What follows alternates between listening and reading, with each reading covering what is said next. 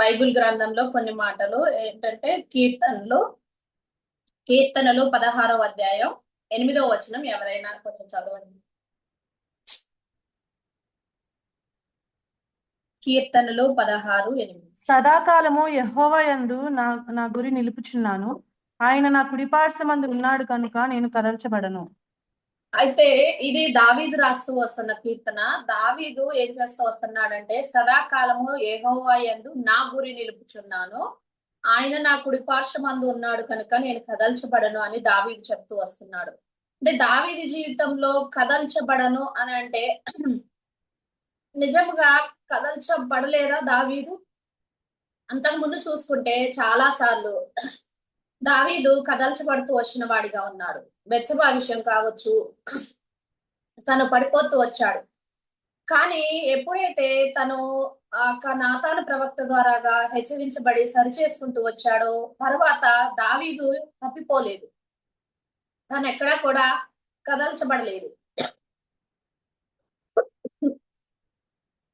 అయితే నూతనంగా మరలా తాను దేవునికి అప్పగించుకొని ప్రభువునే గురిగా పెట్టుకొని తాను జీవిస్తూ వచ్చిన వాడిగా ఉన్నాడు. అదే విధంగా ఇక్కడ చూసుకుంటే సదాకాలము యెహోవా యందు నా గురి నిలుపుచున్నానని దావీదు చెప్తూ వస్తున్నాడు. తన గురి ఎవరిపై ఉంచుతూ వచ్చాడు? దేవునిపై ఉంచుతూ వచ్చిన వాడిగా ఉన్నాడు. అదే విధంగా నా కుడిపార్శ్వమందు ఆయన ఉన్నాడు. అంటే కుడిపార్శ్వమున ఎవరుంటారు? ఎవరైతే విమోచించబడిన వారు ఉన్నారో దేవుని కుడిపార్శ్వమున వారు ఉంటారు కదా. ఆ ప్రకారమే దావీదు కూడా దేవుని తనతో ఉంచుకుంటూ వచ్చిన వాడు ఉన్నాడు. ప్రతి ఒక్క విషయంలో కూడా దేవునిపై ఆధారపడుతూ వచ్చాడు. దేవుణ్ణే తన గురిగా ఉంచుకుంటూ వచ్చాడు. ఇక్కడ చూసుకుంటే మనకి దేవునికి మధ్య ఏముంటూ వస్తుంది? దేవునికి మనకి అంటే దేవుడు మనకి గురిగా ఉండాలి ప్రతి విషయంలో కూడా. కానీ కొన్ని విషయాలు మనల్ని దేవుని యొద్దకు పోకుండా కొన్ని సందర్భాల్లో మనం దేవునికి దూరంగా ఉండే వారంగా ఉంటూ వస్తున్నాం. కాబట్టి ఏ ఏ విషయాలైతే మనకి దేవునికి దూరంగా అంటే దూరపరుస్తూ వస్తున్నాయో అటువంటి విషయాల పట్ల ప్రార్థించి వాటిని విడుదల పొందే వారంగా ఉండాలని ప్రభు కోరుకుంటూ వస్తున్నాడు. అదే విధంగా నేను కదల్చబడను అని దావీదు ఖచ్చితంగా చెప్తూ వస్తున్నాడు. ఎందుకు అంటే తాను ఆ యొక్క దేవుని యొక్క రుచి చూస్తూ వచ్చాడు. ప్రభుని రుచి చూసినాడు కాబట్టి నేను కదల్చబడను అని దావీదు ఇక్కడ చెప్తూ వస్తున్నాడు. అదే విధంగా ఆ కదల్చబడని రాజ్యము అని కూడా నిజంగా అంటే ఎవరైతే అంటే ఎవరు కదల్చబడకుండా ఉంటూ వస్తారు? ప్రభు అయిన యేసుక్రీస్తు వారి యందు విశ్వాసం ఉంచి ఆయన రక్తంలో కడగబడిన వారు, ఆయన్నే గురి పెట్టుకొని నడుచుకునే వారు ఎప్పటికి కూడా కదల్చబడరు. ఎందుకంటే ఎటువంటి పరిస్థితి వచ్చినప్పటికి కూడా దేవుడు వాటన్నిటి నుంచి కూడా విడిపించేవాడిగా ఉంటూ వస్తాడు ప్రతి పరిస్థితిలో కూడా. అదే విధంగా ఆ యొక్క రాజ్యము ఏ విధంగా ఉంటూ వస్తుందో మనం కొన్ని వచనాలలో చూసుకుంటూ వద్దాము. హెబ్రీలకు రాసిన పత్రిక 12వ అధ్యాయం 26 నుంచి 29 వరకు ఉంటది. ఎవరైనా కొంచెం చదివి సాయం చేయండి. అప్పుడు ఆయన శబ్దము భూమిని చలింపచేసెను గాని ఇప్పుడు నేను ఇంకొకసారి భూమిని మాత్రమే కాక ఆకాశమును కూడా కంపింపచేతును అని మాట ఇచ్చి ఉన్నాడు. ఇంకొకసారి అను మాట చలింప చేయబడనివి నిలుకడగా ఉండు నిమిత్తము అవి సృష్టింపబడినవన్నట్టు చలింప చేయబడినవి బొత్తిగా తీసివేయబడునని అర్థమిచ్చుచున్నది. అందువలన మనము నిశ్చలమైన రాజ్యమును పొంది దైవకృప కలిగి ఎందుము, ఆ కృప కలిగి వినయ భయభక్తులతో దేవునికి ప్రీతికరమైన సేవ చేయుదము. ఏలయనగా మన దేవుడు దహించు అగ్ని అయి ఉన్నాడు. అయితే ఇక్కడ చూసుకుంటే ఇంకొకసారి అనమాట చలింప చేయబడేది అంటే ఇప్పుడు ఈ రాజ్యము అంటే ఈ భూమి ఆకాశము ఇవన్నీ కూడా చెలించిపోతూ వస్తాయి. మనం ప్రకటనలో కూడా చూస్తూ వస్తాము. మిక్కుటమైన వేండ్రంతో లయమైపోతూ వస్తాయి. కానీ చెలించబడిన రాజ్యము అయితే ఈ చెలించబడిన రాజ్యము ఆ పరలోక రాజ్యము. సో దాన్ని ఎవరు పొందుకుంటూ వస్తారు? అయితే ఎవరైతే దేవుని యొక్క కృప పొంది ఆయన రక్తం చేత కడగబడి రక్షించబడుతూ వచ్చారో వారందరూ కూడా ఈ యొక్క నిశ్చలమైన రాజ్యంలో ఇది ఎప్పటికి కూడా చెల్లించబడదు, బొత్తిగా ఎప్పటికీ కూడా తీసివేయబడదు, ఎప్పటికీ కూడా అది నిలిచి ఉండేదిగా ఉంటూ వస్తుంది. ఇంకొక దానిలో అంటే దానియేలులో కూడా ఉంటది. మీరు కొంచెం రెఫరెన్స్ రాసుకోండి, నేను చెప్తాను. దానియేలు 7వ అధ్యాయం 44వ వచనంలో ఉంటది. చివరిలో నేను చదువుతాను. ఆయన ప్రభుత్వము శాశ్వతమైనది, అదెన్నటికీ తొలగిపోదు. ఆయన రాజ్యము ఎప్పుడును లయము కాదు. అంటే ఆ యొక్క రాజ్యము, ఆయన యొక్క ప్రభుత్వము, ఆయన ఏలబోయే రాజ్యము, ఆయన అంటే ఆ ఆ రాజ్యం ఎన్నటికి కూడా తొలగిపోదు. అది శాశ్వతమైన రాజ్యము, అది ఎప్పటికి కూడా లయము కాదని ఇక్కడ దానియేలు గ్రంథంలో రాయబడుతూ వచ్చింది. అదే విధంగా దానియేలు 2వ అధ్యాయంలో కూడా ఇదే మాట ఉంటూ వస్తుంది. దానియేలు గ్రంథము 2వ అధ్యాయము 44వ వచనంలో కూడా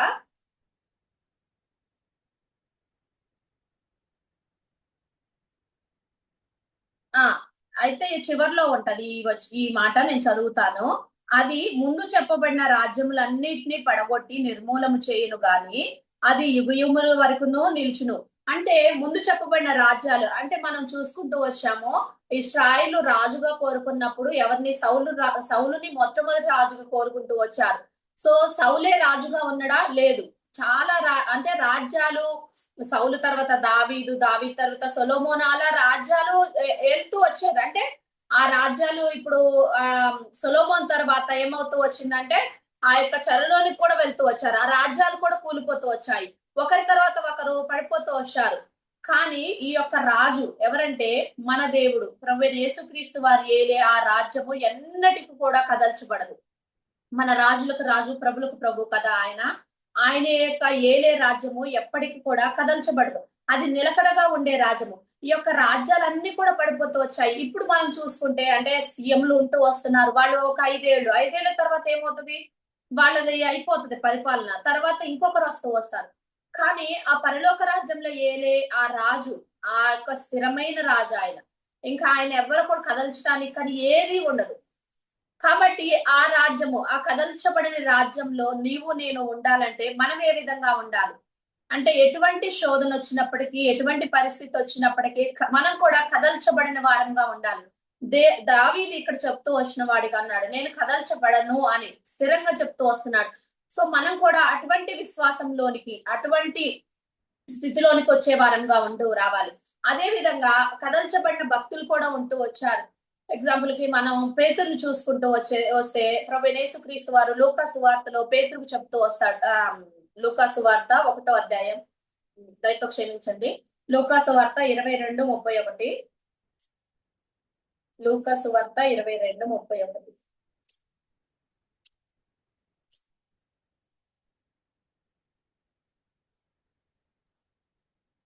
సీమోను, సీమోను, ఇదిగో సాతాను మిమ్మల్ని పట్టి గోధుమల వలె జల్లించుటకు మిమ్మల్ని కోరెను గాని నీ నమ్మిక తప్పిపోకుండానట్లు నేను నీ కొరకు వేడుకొంటిని.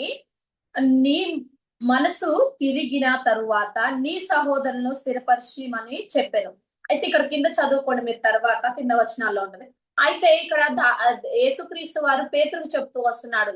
అంటే సాతాను వచ్చి మిమ్మల్ని కదిలిస్తూ వస్తాడు, మిమ్మల్ని జల్లెడ పడతాడు. సో మీరు అట్లా పడిపోకుండా ఉండటానికి, మీ విశ్వాసం స్థిరంగా ఉండటానికి మీ కొరకు నేను ప్రార్థిస్తూ వస్తున్నానని ఇక్కడ యేసుక్రీస్తు వారు చెప్పినప్పుడు ఇక్కడ పేతురు చెప్తూ వస్తాడు. ఏమని? మనం ఈ వచనం చాలా సార్లు విన్నాము. అంటే మీ కొరకు మరణం అవటానికి గాని ఏదైనా సరే అనుభవించడానికి సిద్ధం అంటూ మాట్లాడుతూ వస్తాడు.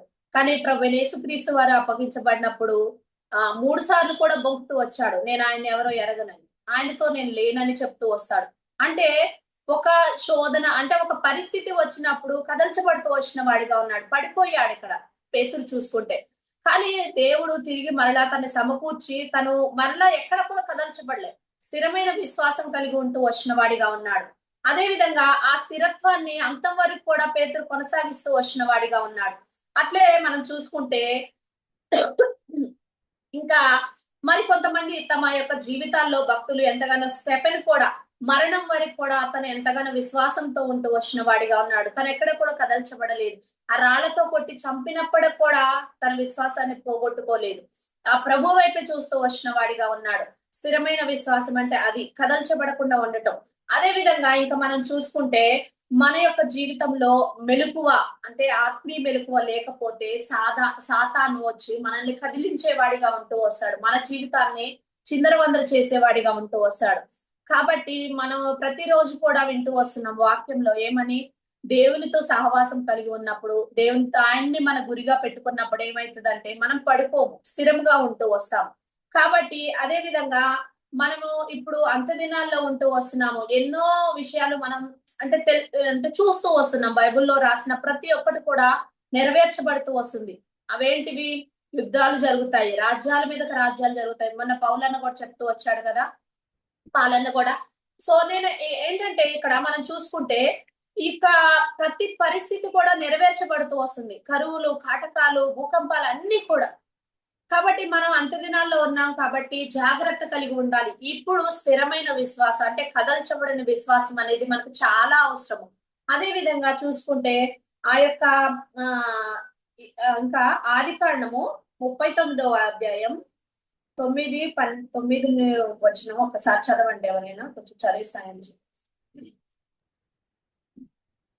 నీవు అతని భార్యవైనందున నిన్ను తప్ప మరి దేనిని నాకు అప్పగింపక ఉండలేదు. కాబట్టి నేనెట్లు ఇంత ఘోరమైన దుష్కార్యము చేసి దేవునికి విరోధముగా పాపము కట్టుకొందునని తన యజమానుని భార్యతో అనెను. అయితే ఇక్కడ చూసుకుంటే మనం ఇది మనకి అంతకు ముందు తెలిసి యోసేపు యొక్క జీవితం. పోతీఫర్ భార్య ఆయన తాను ఏ విధంగా అంటే ఇక్కడ యోసేపును పాపంలో పడేయాలని చూస్తూ వచ్చింది. అంటే తను ఎంతగానో స్థిరమైన విశ్వాసం ఎక్కడో ఉంటూ వచ్చాడు. దాసుడిగా ఉన్నాడు. మంచి విశ్వాసం కలిగి ఉన్నాడు. దేవునికి భయపడేవాడిగా ఉంటూ వచ్చాడు. కానీ సాతాను శోధించాలని అంటే తను పడివేయాలని చూస్తూ వచ్చినాడు. అయినప్పటికీ కూడా యోసేపు ఎక్కడ పడిపోలేదు. స్థిరమైన విశ్వాసమును కలిగి ఉంటూ వచ్చాడు. అదే విధంగా తాను ఎక్కడ కూడా కదల్చబడలేదు. దేవునికి భయపడుతూ వచ్చాడు తన రహస్య జీవితం అందు. అయితే ఇక్కడ ఒక ప్రశ్న, నా రహస్య జీవితంలో మనం ఏ విధంగా ఉంటూ వస్తున్నాం? మనం అంటే అంకులు చూడకపోవచ్చు, సంఘంలో ఉన్న వారు చూడకపోవచ్చు, కానీ మన రహస్యం యొక్క జీవితాన్ని దేవుడు చూస్తాడు కదా. మన రహస్య జీవితంలో దావీదు కూడా చెప్తాడు, నా రహస్య పాపంలో ఎరిగిన వాడని. అవును కదా, మన రహస్యాలన్నీ కూడా దేవునికి తెలుసు. నేను బాహ్యంగా చేయకపోవచ్చు పాపాలు, రహస్యమందు చేసిన పాపములు ప్రతిదీ కూడా దేవునికి తెలుసు. కాబట్టి మన రహస్య జీవితంలో మనం ఏ విధంగా ఉంటూ వస్తున్నాం అన్నది కూడా ఒక్కసారి మనం సరి చేసుకోవాలి. ఎందుకంటే ఈ యొక్క రాకడ కాలంలో ఉంటూ వస్తున్నాము. ఇంకా ఎప్పుడు అంటే ఏ సమయమో మనకు తెలియదు. ఆయన రాకడ అనేది కనురెప్ప పాటలో వస్తుంది. సిద్ధపాట లేకపోతే ఏ విధంగా విడవబడతామో ఆ బుద్ధి లేని కనికల్లో మొన్న త్రివేణి సిస్టర్ నేర్పించింది కదా, మనకు తెలియచేస్తూ వచ్చారు. అవును కదా, అటువంటి స్థితిలోకి మనం వెళ్ళిపోకూడదు. ఆ విడవబడిన స్థితిలో అస్సలు ఉండకూడదు. అది ఎంత భయంకరమో మనందరికి కూడా తెలుసు, లేఖనాలు వింటూ వస్తున్నాం. కాబట్టి మన రహస్య జీవితంలో మనం ఏ విధంగా ఉంటూ వస్తున్నామో ఒక్కసారి చూసుకుంటూ వద్దాం. అదే విధంగా లూకాసు వార్త 4వ అధ్యాయం 1వ వచనంలో చూసుకుంటే, లూకాసు వార్త 1వ అధ్యాయం 4వ వచనంలో కూడా ప్రభువైన యేసుక్రీస్తు వారిని సాతాను ఎంతగానో యేసు పరిశుద్ధాత్మ పూర్ణుడై యోర్దాను నది నుండి తిరిగి వచ్చి 40 దినములు ఆత్మ చేత అరణ్యములో నడిపింపబడి అపవాది చేత శోధింపబడుచుండెను. అయితే ఇక్కడ చూసుకుంటే అపవాది చేత శోధించబడుతూ వచ్చిన వాడిగా ఉన్నాడు. ఎవరండి? ప్రభువైన యేసుక్రీస్తు వారు. ఆయన కూడా శరీరధానిగానే ఈ లోకంలోనికి వచ్చాడు. ఆయన కూడా మన వలె జీవిస్తూ వచ్చాడు. కానీ ఆయన్ని శోధించినప్పుడు వాక్యాన్ని చేతబట్టుకుంటూ వచ్చాడు. అంత గొప్ప అంటే దేవాతి దేవుడే ఈ లోకానికి వచ్చాడు కదా, ఆయనే వాక్యాన్ని చేతబట్టుకొని సాతాన్ని శోధించాడు కదా. సో అటువంటి వాక్యం మనకు అందుబాటులో ఉంది. వాక్యం చేత మనం ఏం చేస్తూ రావాలి? సాతాన్ని శోధించే వారంగా ఉంటూ రావాలి. సాతాన్ని జయించే వారంగా ఉంటూ రావాలి. ప్రభువైన యేసుక్రీస్తు వారు ఆ ప్రకారమే జయిస్తూ వచ్చిన వారిగా ఉన్నారు. ఇక్కడ మనకు అన్ని తెలుసు. ఇక్కడ ఆయన యొక్క అంటే ఉపవాసం ఉండి తర్వాత 40 దినములు అప్పుడు ఆ టైంలో శోధించబడుతూ వచ్చాడు. కాబట్టి అంటే అటువంటి శోధన సమయంలో కూడా దేవుడు ఆ సాతాన్ని జయిస్తూ వచ్చాడు. మన జీవితంలో కూడా శోధనలు వస్తూ వస్తాయి. ఎందుకంటే శరీరంలో ఉన్నాం కాబట్టి ఇక్కడే మనకు శోధనలు, తర్వాత ఎటువంటి శోధన కూడా ఉండదు. కాబట్టి వాటన్నిటిని కూడా జయించే వారంగా ఉంటూ రావాలి. ఇక్కడ అంటే దావీదు తన గురిగా దేవుణ్ణి పెట్టుకున్నాడు కాబట్టే అవన్నీ కూడా అంటే జయించగలుగుతూ వచ్చాడు. ప్రభువైన యేసుక్రీస్తు వారిని మనకు గురుగా పెట్టుకున్నప్పుడు ఏమవుతుందంటే మనం ఇవన్నీ కూడా జయించే వారంగా ఉంటూ వస్తాం. అదే విధంగా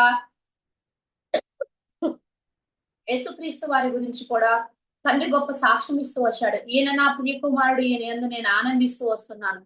సో ఇటువంటి సాక్ష్యాన్ని నేను కూడా పొందుకోవాలంటే మనం కూడా దేవునికి యోగ్యమైన రీతిగా జీవించే వారంగా ఉంటూ రావాలి. అదే విధంగా ఇంకా మనం చూసుకుంటే యేసుక్రీస్తు వారు అంటే రహస్యంగా కావచ్చు, బాహ్యంగా కావచ్చు, ఎక్కడ కూడా ఆయన ఎటువంటి పాపంలో కూడా లేదు. ఆయన జన్మలో కూడా, లేకపోతే ఆయన జీవించిన కర్మలో కూడా ఎక్కడ కూడా తను పాపం చేయలేదు. ఎంతగానో పరిశుద్ధంగా జీవిస్తూ వచ్చిన వాడిగా ఉన్నాడు. తను అటు రీతిగానే మరణమవుతూ వచ్చాడు. కాబట్టి నా జీవితంలో అంటే రక్షించబడటానికి ముందు ఎన్నో తప్పిపోతూ వచ్చాము. కానీ రక్షించబడిన తర్వాత ఏ ఏ విషయాల్లో తప్పిపోతూ వస్తున్నాము మనం సరి చేసుకోవాలి. ఎక్కడ కదల్చబడుతూ వస్తున్నాము అటన్నిటిని కూడా వాక్యం చేత జయించే వారముగాను, వాక్యాన్ని చేత పట్టుకొని ముందు కొనసాగే వారుగా ఉంటూ రావాలి. అదే విధంగా మన యొక్క రహస్య పాపములను ఏది అంటే ఇక్కడ రోమా పత్రిక 2వ అధ్యాయం 16వ వచనంలో ఉంటది. ఒక మాట చదువుకుందాం. దేవుడు నా సువార్త ప్రకారము యేసుక్రీస్తు ద్వారా మనుషుల రహస్యములను విమర్శించు దినము ఇలాగ జరుగు. అంటే మన యొక్క రహస్యములను విమర్శించే దినం అనేది ఉంటూ వస్తుంది కదా. ఆ దినమున అంటే మనం అనుకోవచ్చు మన రహస్యాలు ఎవరికి తెలియదు కదా, దేవుడికే కదా. కానీ ఆ రహస్యములను కూడా చూపించే దినం అనేది ఉంటూ వస్తుంది. కాబట్టి మనందరం కూడా జాగ్రత్త కలిగి ఉండాలని దేవుడు కోరుకుంటూ వస్తున్నాడు. ఆయన మనల్ని ఈ లోకంలో ఎంతో మంది ఉన్నప్పటికీ కూడా మనకు వాళ్ళందరికీ లేని ఆధిక్యతను, ఆ గొప్ప ధన్యతను అంటే ఆ రక్షణ మనకందరికి కూడా దయచేస్తూ వచ్చాడు కదా. రక్షించబడుతూ వచ్చిన ప్రతి ఒక్కరు కూడా అంటే ఆయన రక్తం చేత కడగబడిన వారందరూ కూడా ఏ విధంగా ఉండాలో ఆయన మనకు తెలియచేస్తూ వస్తున్నాడు. అదే విధంగా ఇంకా కొన్ని వచనాలు చూసుకుంటే కొలస్సీలకు రాసిన పత్రిక 3వ అధ్యాయం, కొలస్సీలకు రాసిన పత్రిక 3:23, 24 కలిసి ఉన్నాయి. కొంచెం ఎవరైనా చదివి సాయం చేయండి. ప్రభువు వలన స్వాస్థ్యమును ప్రతిఫలముగా పొందుదుమని ఎరుగుదురు గనుక మీరేమి చేసినను అది మనుషుల నిమిత్తము కాక ప్రభు నిమిత్తమని మనస్ఫూర్తిగా చేయుడి. మీరు ప్రభు అయిన క్రీస్తునకు దాసులై ఉన్నారు. అయితే మనము ప్రభు వల్ల స్వాస్థ్యంగా ఫలం పొందుతూ వచ్చాం కదా. అయితే అంటే ఇక్కడ చూడండి, ఆత్మ ఫలములు అంటే అటువంటి ఫలాన్ని మనం ఫలించాలని ప్రభు కోరుకుంటూ వస్తున్నాడు కదా. సో ప్రభు యొక్క ప్రేమని ఆయన యొక్క అంటే మనకి అవన్నీ కూడా దేవుడు మనకి ఇస్తూ వచ్చాడు. ఆయన మనల్ని రక్షించాలి. కాబట్టి అవన్నీ ఎరిగిన మనం ఏం చేయాలి? మనుషుల నిమిత్తం కాదు, ఏది చేసినప్పటికీ ప్రభు నిమిత్తము మనస్ఫూర్తిగా చేసే వారంగా ఉండాలని ప్రభు కోరుకుంటూ వస్తున్నాడు. అంటే ఇక్కడ ఏంటంటే ఇప్పుడు మనుషులకు చూడాలని మన భక్తి కనపరచడం కావచ్చు, మనుషులు చూడాలని ప్రార్థించడం ఇవన్నీ కూడా దేవుడు కోరుకోడు. దేవుని ఎదుట మనం ఏ విధంగా ఉంటూ వస్తున్నాము, దేవుని దృష్టిలో మన స్థితి ఏమై ఉన్నది మాత్రమే దేవుడు చూస్తూ వస్తాడు. ఈ పరిసయ్యులు, సద్దుకయ్యులు కావచ్చు, ఈ శాస్త్రులు వీళ్ళందరూ కూడా ఏం కోరుకుంటూ వచ్చారు? వారి సంత వీధుల్లో ప్రార్థనలు చేస్తూ వారి యొక్క వందనాలు కోరుకుంటూ అగ్రపీఠాల్లో స్థానాలు కోరుకుంటూ వచ్చిన వారిగా ఉన్నారు. వారందరినీ కూడా ఏమని పోలుస్తూ వచ్చాడు? సున్నం కొట్టిన సమాధులు అంటూ వచ్చిన వాడిగా ఉన్నాడు. లేకపోతే వాళ్ళని అంటే వాళ్ళు బరువులు అంటే మోపుతారు కానీ వారు భరించరు అని. అంటే ఇటువంటి స్థితిలో ఏ ఒక్కరు కూడా ఉండకూడదు. మనం ఏది చేసినప్పటికీ ప్రభు నిమిత్తం చేయాలి, ప్రభు కొరకు మాత్రమే చేసే వారంగా ఉంటూ రావాలి. ఎందుకంటే అది ప్రభు మనకిచ్చిన గొప్ప ధన్యత కదా. వాటన్నిటిని కూడా మనం సద్వినియోగపరచుకోవాలి. ఇంకేంటంటే అవి ప్రభు కొరకు కాదు. ఇంకొకటి నాకు అంటే అనిపించే వ్యక్తిగతంగా ఏంటంటే, మనం చేస్తే అది మనకు బహుమానం కదా, దేవుడు ఆ విషయంలో కూడా మనకే ఇస్తాడు. ఆ న్యాయపీఠం ఎదుట మనకు బహుమానాలు దయచేస్తూ వస్తాడు. వారి పనిని బట్టి వారికి బహుమానం ఉంటది కదా. కాబట్టి నా జీవితాల్లో మనం ఏ విధంగా ఉంటూ వస్తున్నాము, ప్రభు యేసుక్రీస్తు వారిని ఇక్కడ ఈయన నా ప్రియ కుమారుడు, నేను ఆయన యందు ఆనందిస్తున్నానని చెప్తూ వచ్చాడు. గొప్ప సాక్ష్యం. నందు ప్రభు ఆనందించేవాడిగా ఉంటూ వస్తున్నాడా, లేకపోతే దుఃఖపడేవాడిగా ఉంటూ వస్తున్నాడా? అదే విధంగా మనం బలా మంచి దాసుడా అనిపించుకునే స్థానంలో మనం ఉంటూ రావాలి. అదే విధంగా ఇంకా కొన్ని విషయాలు చూసుకుంటే, మనం మనుషులకు భయపడే వారంగా ఉండకూడదు, దేవునికి భయపడాలి. దేవుని సంతోష పెట్టే వారంగా ఉంటూ రావాలి. దేవుని సంతోష పెట్టినప్పుడు మాత్రమే మనం ఆయన దృష్టిలో మనం ఇష్టలుగా ఉంటూ వస్తాము. కాబట్టి అదే విధంగా ఇక్కడ చూసుకుంటే ఇంకా ఇర్మియా 29:11 వచనం.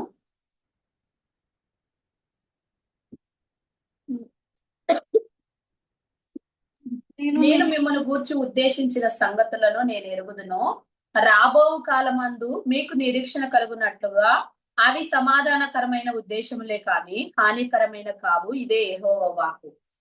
అయితే మన జీవితంలో అంటే మనల్ని గురించిన ఉద్దేశించిన సంగతులు, మనకి ఒక శ్రమ కావచ్చు, మనకు ఒక ఇబ్బంది కావచ్చు, మనకి ఏదైనా పరిస్థితి ఆర్థికంగా కావచ్చు, ఏదైనప్పటికీ అదన్నీ కూడా ప్రభుకు తెలుసు కదా. అంటే ప్రభు ఎందుకు మనకి ఆ విధంగా ఇస్తూ వస్తాడంటే మనల్ని విశ్వాసంలో పరీక్షించడానికి, మన ఆత్మీయంగా బలపరచడానికి మాత్రమే. అవన్నీ కూడా మన జీవితంలో అవి సమాధానకరమైన ఉద్దేశాలే, హానికరమైన కావని కూడా ప్రభు చెప్తూ వస్తున్నాడు.